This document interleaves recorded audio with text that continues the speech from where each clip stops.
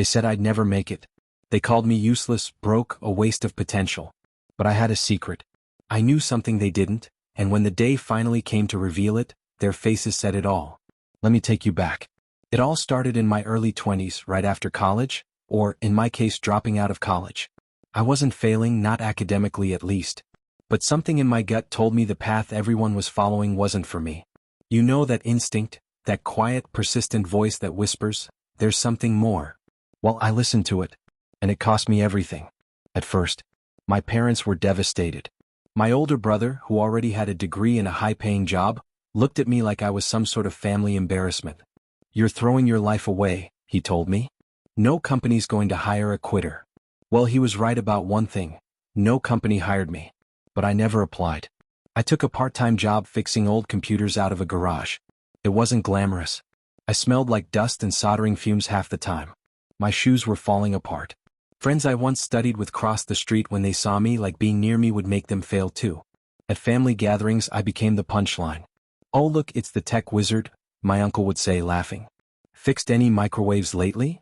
Still working in that little junk shop? My cousin asked with that fake grin that never reached her eyes. I'd laugh along sometimes just to keep the peace. But inside, it stung. But those nights after family dinners were always the hardest. I'd drive home in my beat-up car that made concerning noises with each turn, the laughter of my relatives still ringing in my ears. Sometimes I'd pull over before reaching my apartment, park under a streetlight, and just sit there with my forehead pressed against the steering wheel.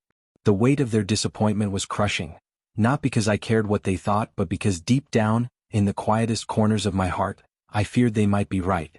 What if I am throwing everything away? I'd whisper to myself, watching raindrops race down my windshield, each one carrying a doubt I couldn't shake. What if this feeling, this instinct I'm following, is just delusion? Those moments of doubt clawed at me like nothing else. The silence of my car became both sanctuary and prison, a place where I could cry without judgment but also where my darkest thoughts found voice. Still I kept going, fixing one broken machine at a time. But I wasn't just repairing, I was learning. Every night after work, I'd stay up till 3 or 4 a.m., teaching myself coding, cybersecurity, even a bit of AI development. YouTube tutorials, forums, open source projects. You name it, I soaked it all in like a sponge. While they were partying, posting filtered vacations, and showing off new cars bought with debt, I was learning how to build something real. I remember crashing on a mattress on the floor, waking up sore from working long shifts.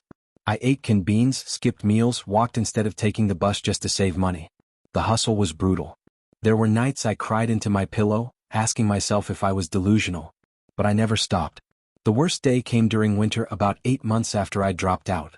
My apartment's heating broke and I couldn't afford to fix it. That night, the temperature dropped below freezing. I huddled under every blanket I owned, my fingers so numb I couldn't type, my breath visible in the air of my own bedroom. My phone buzzed.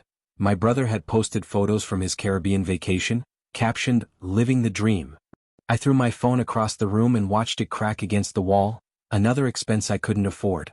That night, I wrote in my journal with gloved hands, "Either I'm the biggest fool alive, or everyone else is missing something I can see. I hope to God it's the second one." When morning came, I found a small coffee shop with free Wi-Fi and spent 12 hours coding there, ordering the cheapest item on the menu every few hours so they wouldn't kick me out. The barista eventually noticed and brought me a free sandwich. "You look like you need it," she said simply, sliding it across the table. That small act of kindness from a stranger nearly broke me. It had been so long since anyone had shown me that kind of care without judgment. I freelanced for small gigs, created websites for local businesses, and started writing simple programs for automating daily tasks. Nothing fancy, but each project sharpened my skills. I learned how to troubleshoot fast, how to communicate with clients, and how to problem solve on the fly. The loneliness was perhaps the hardest part. While my former classmates were building careers and relationships, I spent most nights alone with my laptop, the blue glow of the screen my only companion. Sometimes I'd look up from my work at 2 a.m. and realize I hadn't spoken to another human being all day. The silence of my apartment would suddenly feel deafening, and I'd turn on podcasts just to hear human voices. I started journaling every single lesson I learned. I documented bugs I couldn't fix, algorithms that stumped me, and ideas that came to me in the middle of the night. That journal became my Bible. When I hit walls, I went back to it. It reminded me how far I'd come.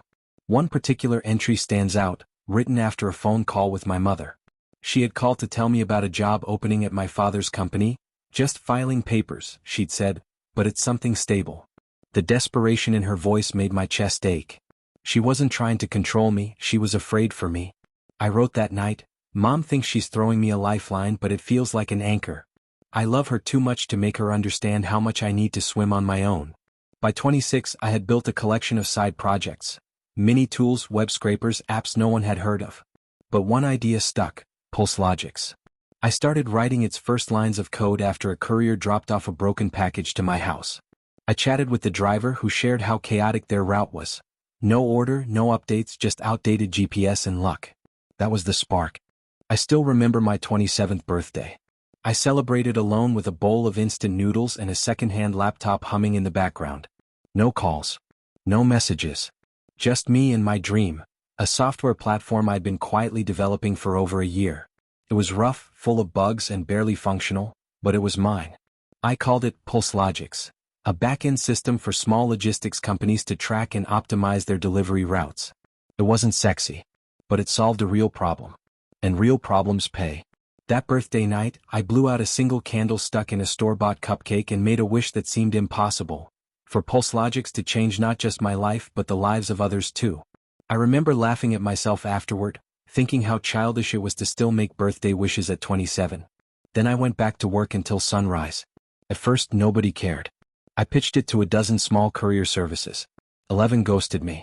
One said, "We'll try it for free." Fine. I needed the feedback more than the money. Within 3 months their costs dropped by 18%. Word spread. Fast. Then out of nowhere a mid-sized company reached out. Wanted to license PulseLogix. Said it saved them $30,000 in the first quarter. That was the start. The morning I received that first real payment, I sat at my rickety desk and stared at the figure in my bank account. It wasn't life-changing money, but it was validation. My hands trembled as I covered my mouth, trying to contain the emotions surging through me. For the first time in years I allowed myself to cry, not from despair or doubt but from pure, overwhelming relief. Someone believes in this, I whispered. Someone believes in me. I wanted to call someone, anyone, to share the moment. But there was no one left who would understand what this meant. The friends who'd stuck around weren't close enough to know the depth of my struggle, and my family, they would measure this small victory against my brother's career and find it wanting. So I celebrated alone, walking to a park and sitting beneath a sprawling oak tree, watching families and couples enjoy the sunshine, feeling simultaneously connected to and separate from the world around me. I reinvested every cent I earned. I didn't buy a fancy car or upgrade my apartment. I bought server space, hired 2 developers, and paid a UX designer to polish the interface. I spent months doing customer support myself, answering every ticket, every email, and even making house calls for local clients. The first time I hired someone, a junior developer named Aisha, I was terrified.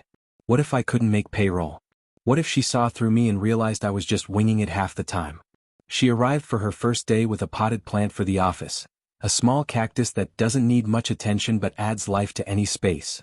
Something about that simple gesture made me realize, I wasn't just building software anymore. I was building a company, a team, a future that extended beyond my solitary struggle. By the time I turned 30, PulseLogix was being used in 120+ companies across the region. I had a small team, an actual office, and for the first time in my life, real income. But I didn't change. Not outwardly. I still wore the same jeans, still drank gas station coffee. The ones who once mocked me still didn't have a clue. Every milestone felt surreal. Moving from my cramped apartment to a modest but comfortable condo. Paying off my student loans in a single transfer. Buying new shoes not because the old ones had holes, but simply because I wanted to. These ordinary actions that most people took for granted felt to me like unbelievable luxuries. There were moments when the contrast between my past and present would hit me with physical force. Once, during a client meeting in an upscale restaurant, I excused myself to the bathroom and had a panic attack, overwhelmed by the memory of counting pennies to buy ramen just 2 years earlier. My heart raced as I splashed water on my face, whispering to my reflection, "You belong here. You earned this." I repeated it like a mantra until I believed it enough to return to the table. I hired interns, trained them from scratch. Many came from backgrounds like mine, underestimated, ignored.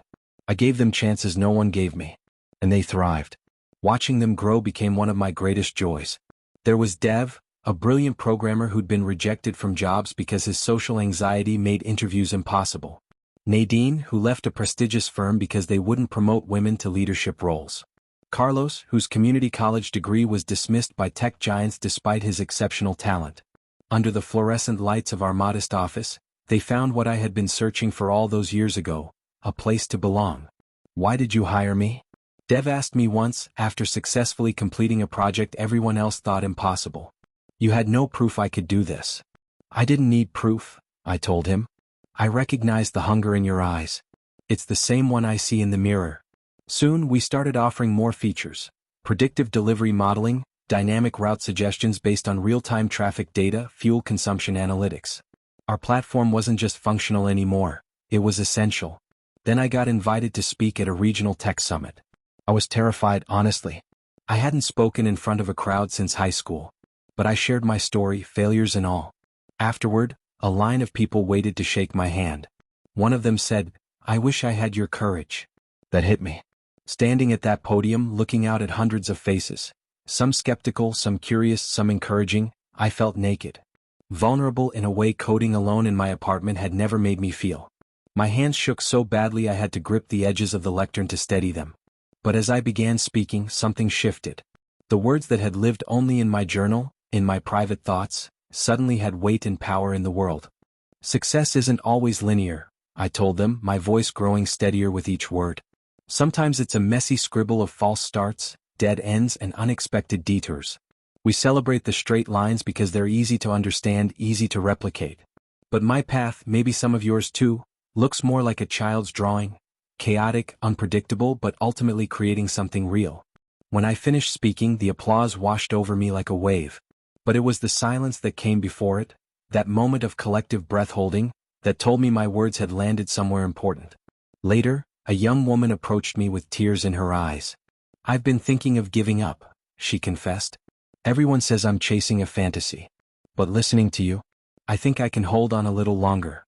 I gave her my personal email address, something I never did, and told her to update me in 6 months. And then, something wild happened. My cousin, the same one who used to laugh at my garage job, reached out.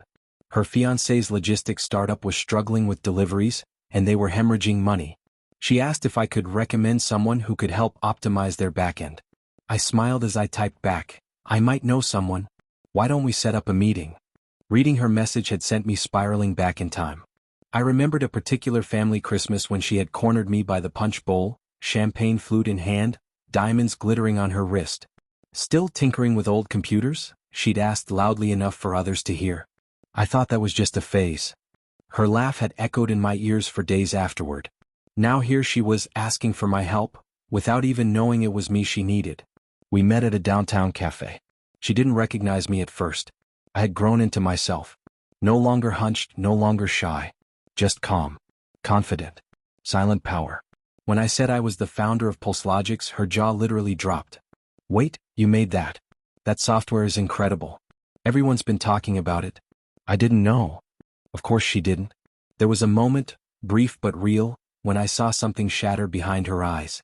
The narrative she'd built about me, about herself in relation to me, collapsed in an instant.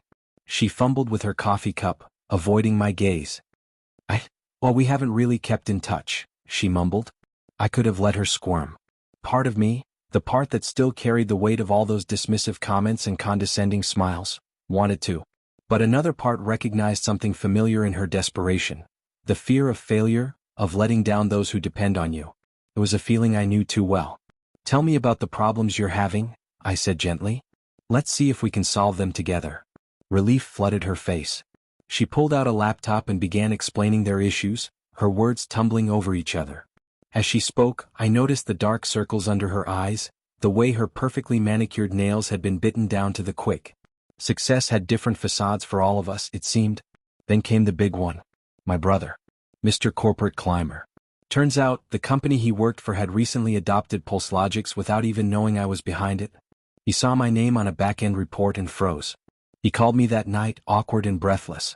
"Hey, I didn't know you were, doing well." I wanted to laugh. But I didn't. I just said, "Yeah. It's been a ride." That call stirred emotions I thought I'd buried years ago. His voice, still carrying that tone of superiority even as he struggled to process that his little brother, the college dropout, had created something valuable, brought back a flood of memories. I remembered sitting across from him at a cafe shortly after I'd left school, his expression a mixture of pity and disgust as he offered to put in a word for me at his company. Entry-level stuff, of course, he'd said. You'd have to work your way up. I'd declined, and he'd shaken his head as if I'd proven every negative thing he thought about me. After we hung up, I stared at my phone for a long time, memories washing over me like waves. The birthdays he'd forgotten because he was networking. The times he'd talked over me at family gatherings, dismissing my ideas before I could finish expressing them. The constant comparisons from our parents. Why can't you be more like your brother? I thought I'd moved past it all.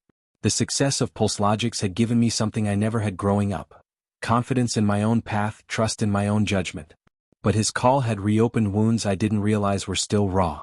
That night I couldn't sleep.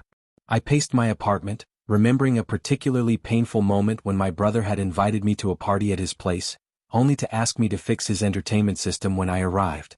Since you're good with that kind of thing, he'd said, not even offering me a drink while his friends mingled in the next room. I'd spent 2 hours troubleshooting his setup while the sounds of laughter drifted in from the living room. When I finally emerged, he'd said, "Oh, you're still here?" as if he'd forgotten I existed. And here comes the twist.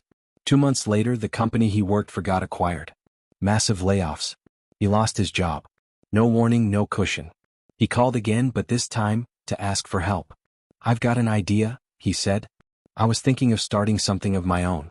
Maybe you could advise me? Or, we could partner?" I took a long breath.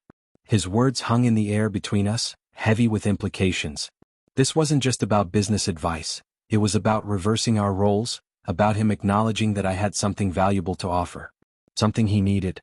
My mind raced with memories, every dismissive comment, every condescending smile, every moment he'd made me feel less than. The temptation to say, "Sorry, I'm too busy," was almost overwhelming. It would have been so easy, so satisfying in the moment. But as I opened my mouth to respond, I caught sight of the journal on my desk, that worn, coffee-stained notebook that had witnessed my darkest moments and brightest ideas. I'd written in it during those early days when no one believed in me, when I barely believed in myself. One entry stood out in my mind, written after a particularly difficult family dinner. "If I ever make it, I want to be the person I needed when I was starting out." Now look, the younger me would have jumped at the chance to rub it in. To say, "Oh, now you need me?" To return every insult he ever threw. But I didn't. Instead I said, "I'll help you. But not because you're my brother. I'll help you because no one helped me and I know how hard it is. If you're serious, I'll back you." There was a pause. I think he teared up a little. In that moment of silence, something shifted between us. A lifetime of competitive tension giving way to something new and tentative. I could almost feel the ground beneath our relationship realigning, finding a more balanced footing. "I am serious," he finally said, his voice barely above a whisper. "And I'm sorry. For a lot of things." Those simple words, "I'm sorry," landed with unexpected weight. They didn't erase the past, but they acknowledged it, which was more than I'd ever expected from him. He came by the office the next day still wearing that suit, the one he thought made him better than me. But he looked different. Humbled. We sat down, mapped out his idea, and over the next few months I mentored him. Slowly he started to get it. He saw how hard the work was, how much of it had gone unseen. The first few weeks were awkward. He kept calling me bro, in that forced casual way people use when they're uncomfortable. He checked his phone constantly during our meetings, as if waiting for a better offer to rescue him from having to work with his younger brother. The staff could sense the tension, exchanging glances when he'd make suggestions that revealed his lack of technical understanding. But then something changed. I found him in the office at 11 p.m. one night, surrounded by takeout containers, hunched over his laptop.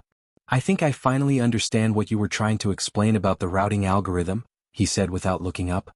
"It's not just about efficiency, it's about adaptability." I sat down beside him, and for the first time since we were kids building forts in the backyard, we worked side by side without competition, without judgment. Just two people trying to solve a problem together. We didn't always agree. But for the first time we respected each other. "I used to think you were crazy," he admitted one night as we shared a late dinner at the office. "Throwing away a degree, living like you did. I couldn't understand it." He pushed his food around his plate. "I think I was scared, actually." "Scared?" I asked. "Of what?" "That you might be right," he said simply.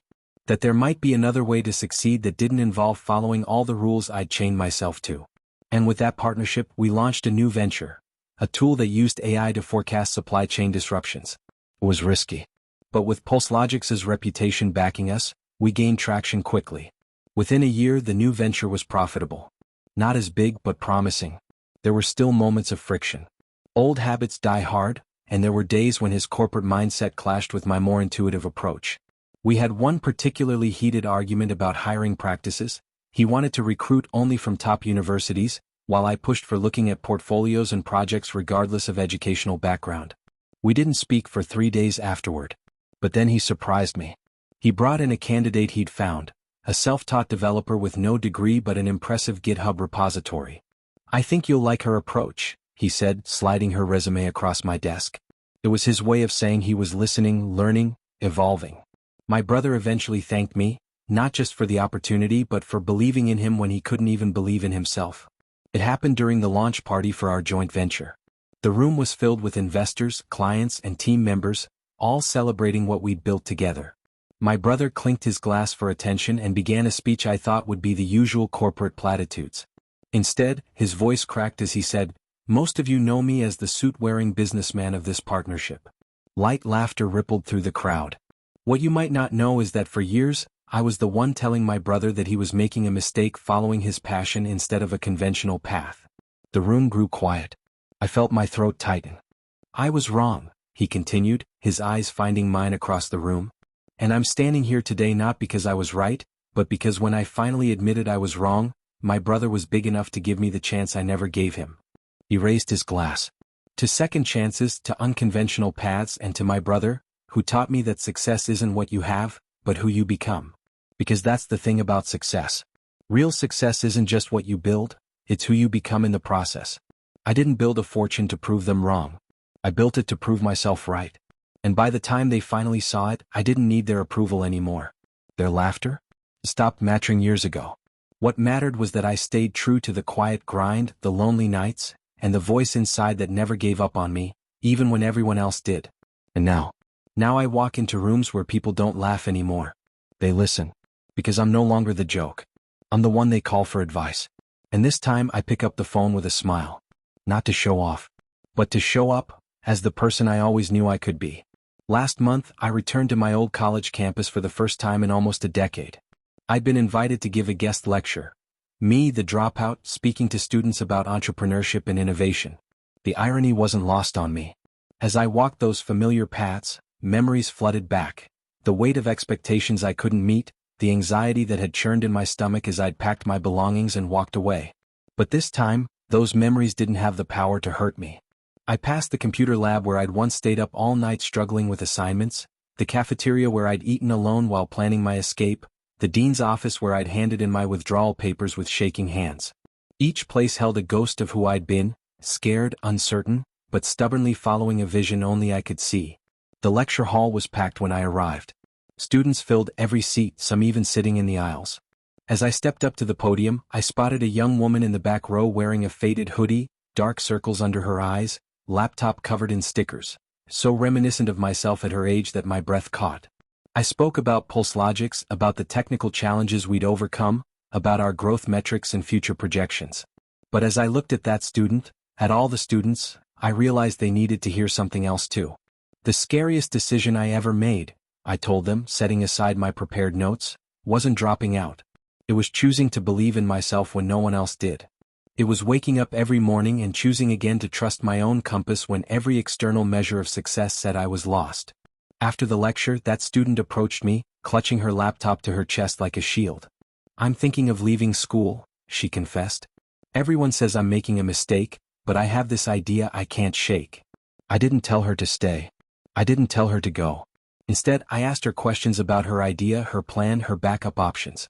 I listened in a way no one had listened to me when I was standing where she stood. "Whatever you decide," I said finally, "make sure it's your decision. Not a reaction to pressure, not a surrender to fear. Your path might not look like anyone else's, and that's okay. The world doesn't need another copy. It needs your original." She nodded, tears brimming in her eyes. "How did you deal with the loneliness?" she asked. "That's what scares me the most." The question hit me like a physical blow. So honest, so perceptive, cutting straight to the heart of what had been my greatest struggle. Not the technical challenges, not the financial strain, but the profound isolation of walking a path no one around me understood. I wrote, I told her. I kept a journal of every step, every setback, every small victory. It became my conversation partner when there was no one else to talk to. And now, I smiled, thinking of my team, my brother, the community we'd built. I make sure no one around me has to face that kind of loneliness if I can help it. I gave her my card and told her to reach out, whatever she decided. As she walked away, I realized something. The cycle was breaking. The doubt and dismissal I'd faced wasn't being passed forward. Instead, that painful experience had been transformed into something else. Understanding, compassion, mentorship. In a world obsessed with instant gratification and fast wins, the story you've just heard is more than just a tale of delayed success. It's a testament to what happens when you stay the course, trust your intuition, and refuse to let external noise drown out your inner calling. Delayed success isn't failure. It's a different kind of journey, one marked by patience, discipline, and invisible effort. The protagonist of this story didn't find a shortcut. There were no viral moments, no magic investor, no stroke of luck. Just quiet, determined work done in the shadows. And that's something worth recognizing in today's hyper-competitive world. Too often, people mistake silence for failure. If you're not posting updates, flaunting material success, or making noise, society assumes you're falling behind. But as we saw here, the protagonist was never idle. Every night spent learning, every hour spent fixing, coding, and reading, was a brick in the foundation of something far greater. The most powerful part of this story is the emotional maturity that blossomed alongside financial success. When the tables turned and the very people who once mocked and doubted the protagonist came asking for help, there was no gloating, no vengeance, no ego-driven retaliation. Instead, there was humility, empathy, and strength, the kind of strength that says, I won't let your past judgment keep me from doing what's right now. Helping someone who once doubted you takes immense courage. It's easy to help a friend. It's hard to help someone who hurt you. But that's where growth lives, in the uncomfortable spaces where we choose grace over bitterness, wisdom over pride. Another lesson lies in the idea that you don't need recognition to be valid. You don't need applause to have value. The protagonist kept building pulse logics without validation, without cheers. That's the kind of grit most people don't see, the silent endurance that doesn't go viral but changes lives. And in the end, real success wasn't the money or the company's growth. It was the transformation, from being the punchline of family jokes to being the one they turned to for help. From the person dismissed as a dropout to the person who built a system adopted by over 100 companies. From the younger sibling living in someone else's shadow to a leader mentoring others into the light. This story reminds us that dreams don't always bloom in the spotlight. Sometimes they grow best in the dark, watered by sweat, rooted in struggle, and reaching quietly for the surface. If you're on a similar path, walking through a season where you feel unseen, unappreciated, or underestimated, let this story be a lighthouse. You don't have to prove them wrong to move forward. You just have to prove yourself right. Stay focused. Stay quiet if you must. But don't stop. Because the day will come when your work speaks louder than their words. And when it does, you'll look back and smile, not out of arrogance but out of knowing that every lonely step mattered. The world may not clap for you now, but one day they'll listen. And when they do, when they lean in and ask for your advice, remember, true success is measured not by how loudly you win but by how generously you rise. Perhaps the most beautiful part of any journey isn't the destination, but the moment you realize you've become the guide you once needed, standing at crossroads where you once stood lost, extending a hand to someone who reminds you of your younger self. In that moment, the circle completes itself.